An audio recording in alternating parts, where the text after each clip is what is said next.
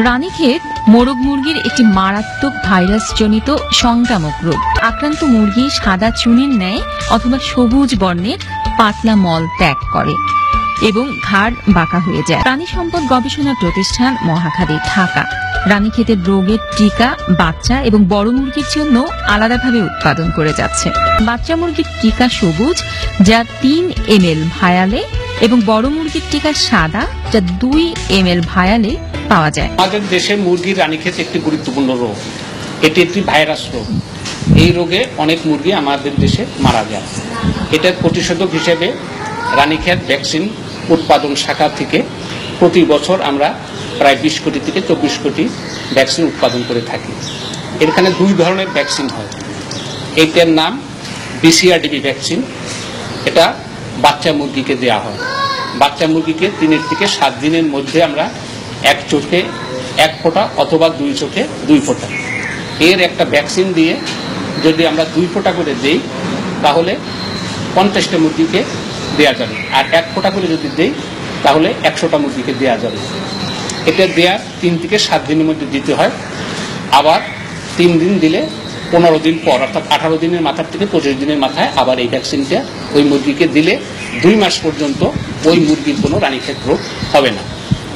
2 মাস যখন বয়স হয়ে যাবে, তখন ওই মুরগিকে, এটার নাম হচ্ছে RDB ভ্যাকসিন, অর্থাৎ রানীক্ষেত ডিজিজ ভ্যাকসিন। এটা 2 মাস বয়সে তখন আমরা এটার মধ্যে 100 সিসি পানি গোলাইয়ে, বিশুদ্ধ পানি গোলাইয়ে প্রতিটা মুরগির রানের মাংসে 1 সিসি করে দিলে ওই মুরগিটি 5 থেকে 6 মাস পর্যন্ত তার ইমিউনিটি থাকবে। ওই মুরগির আর কোনো রানীক্ষেত রোগ হওয়ার সম্ভাবনা নাই।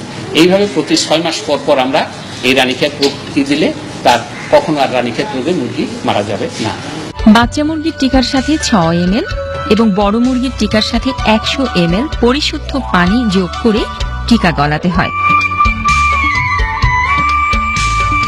আই ড্রপারের সাহায্যে মিশ্রিত টিকা 4 থেকে 7 দিন বয়সের মুরগির বাচ্চার উভয় চোখে দিতে হয়। 21 দিন পর পুনরায় প্রয়োগ করতে হয়। বড় মুরগির টিকা 1 ml করে সিরিঞ্জে নিয়ে 2 মাসের অধিক বয়সী প্রতিটি মুরগির পায়ের মাংসের মধ্যে প্রয়োগ করতে হবে।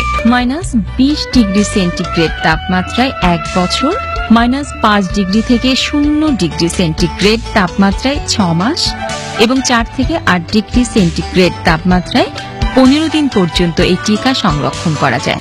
রানীক্ষেতই ছিল মুরগির প্রধান রোগ। তো তারপরে গাম্বুরো বা এভিনিউ ইনফ্লুয়েঞ্জার তো ইদানিং আসলো। তো ওই সময় দেখা যাইতো যে শুধু রানীক্ষেতের ভ্যাকসিন করলেই একটা খামার নিরাপদ। তো বাংলাদেশের রানীক্ষেতের ভ্যাকসিন অত্যন্ত কার্যকর। আমরা সরকারিভাবে যে রানীক্ষেতের ভ্যাকসিন সরবরাহ করে এটাই আমরা পেয়ে থাকি। বাচ্চা মুরগির টিকার ক্ষমতা 6 থেকে 7 সপ্তাহ স্থায়ী হয়।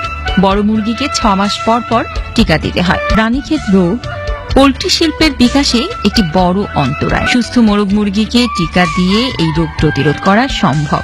আসুন এই টিকা ব্যবহারের ভূমিকা রেখে পোল্ট্রি শিল্পের উন্নয়নে অবদান রাখি।